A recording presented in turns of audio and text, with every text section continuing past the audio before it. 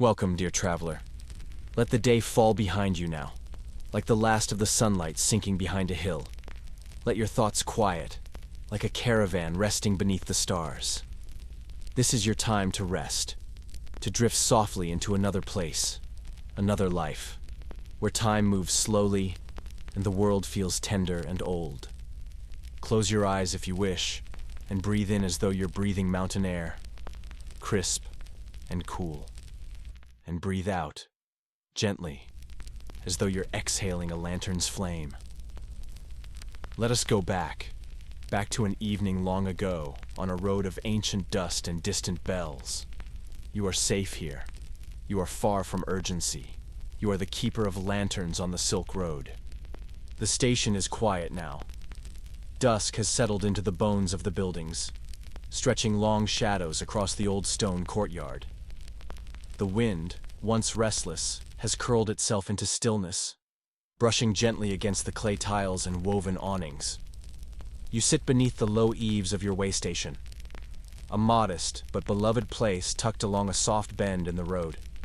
Your hands rest in your lap, warm from the last task of the evening. The final lantern has just been lit, its golden glow trembling slightly within the breeze. Soon, night will unfurl across the desert, and all things will be swallowed in a velvet hush. Each day, travelers pass through your post. Merchants with lacquered boxes of spice, monks with long sleeves and soft sandals, children chasing goats or shadows, their laughter trailing like ribbon behind them. Some stay the night, weaving their stories into the silence of your walls.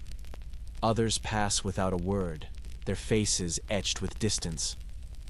But tonight, no travelers remain. Only you, the walls you tend, and the whisper of oil-fed flames. The courtyard is a cradle of light, warm and flickering. You've swept it clean.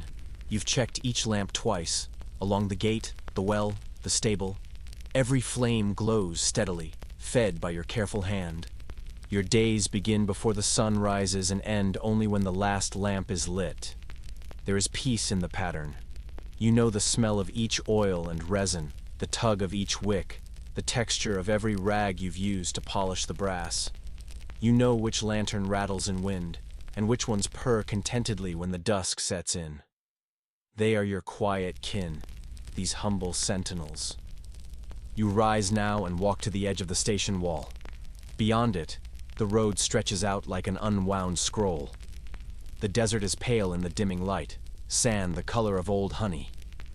In the distance, the hills are a soft braid of shadow.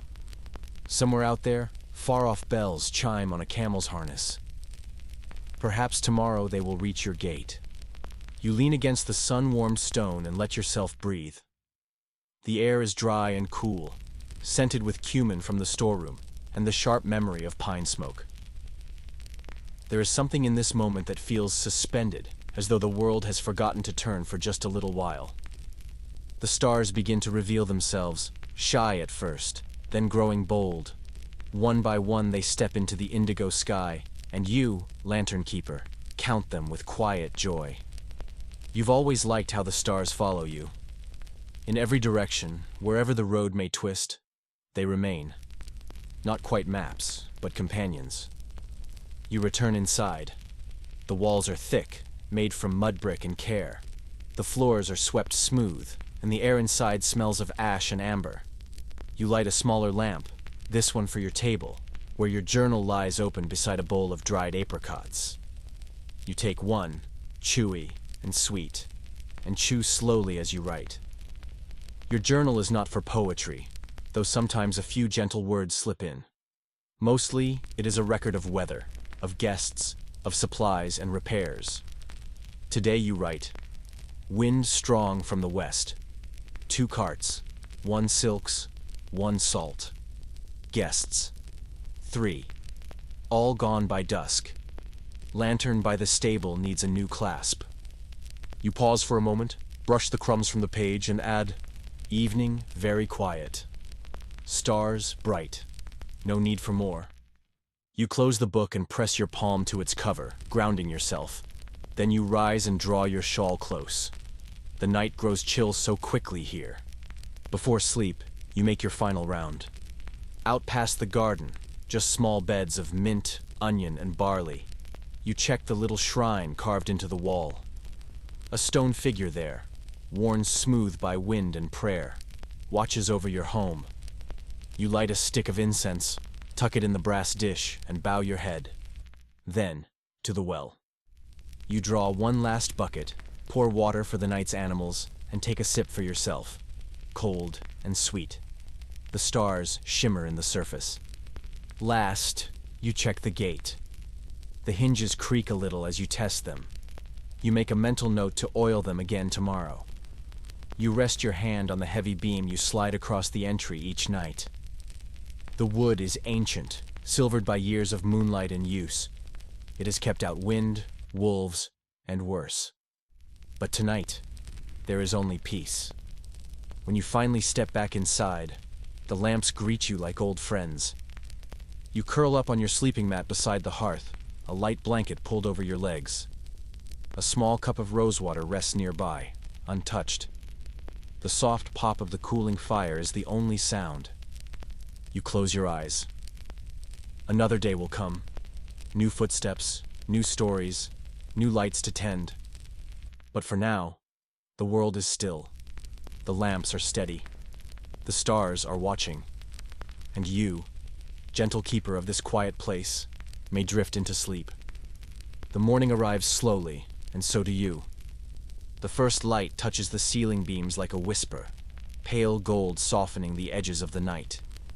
You wake not with a jolt, but with the gentle return of awareness, of blanket, of breath, of the faint scent of the desert in the air. Your eyes remain closed for a while. You listen. A bird chirps once, somewhere beyond the garden wall. The air is cool, but not cold.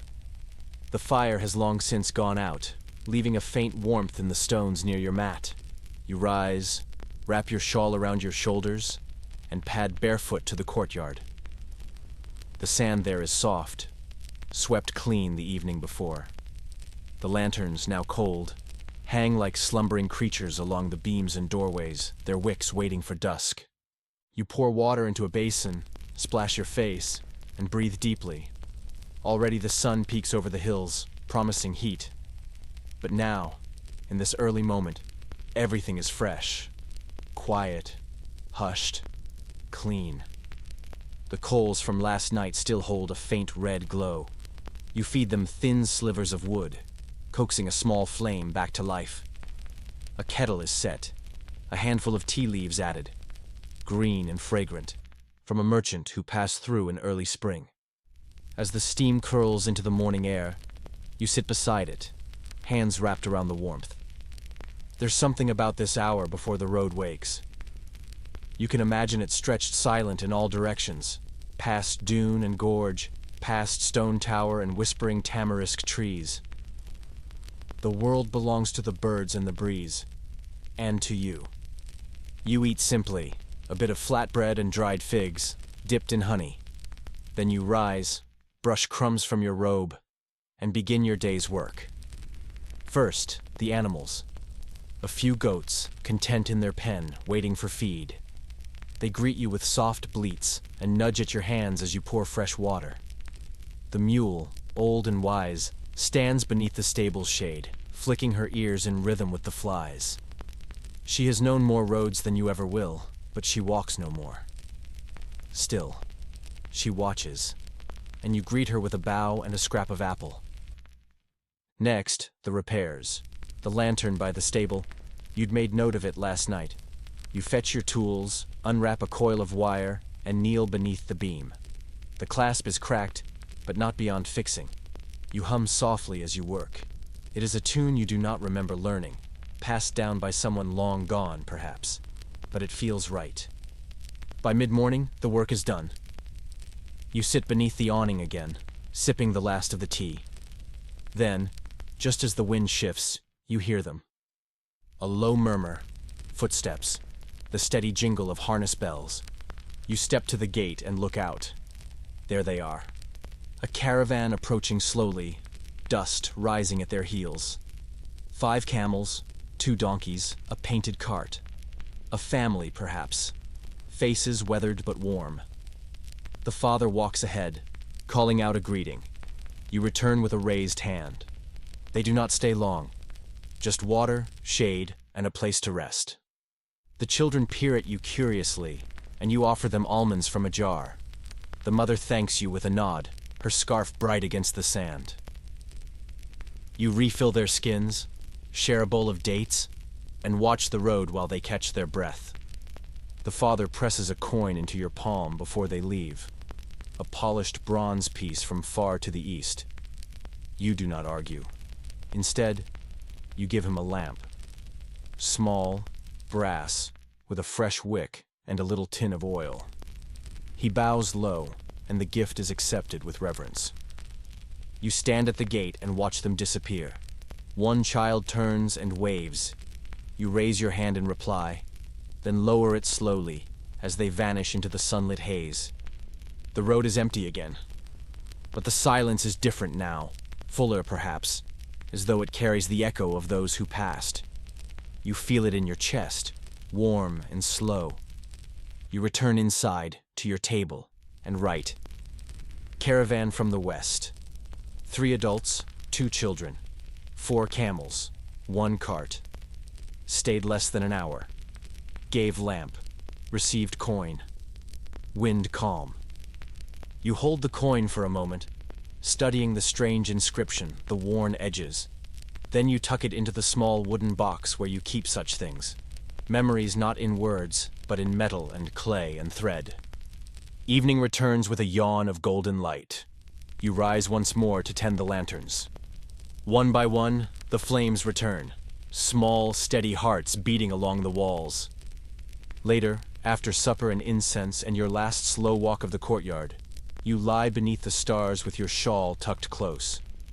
A breeze sighs through the station, brushing the lamps like a lullaby.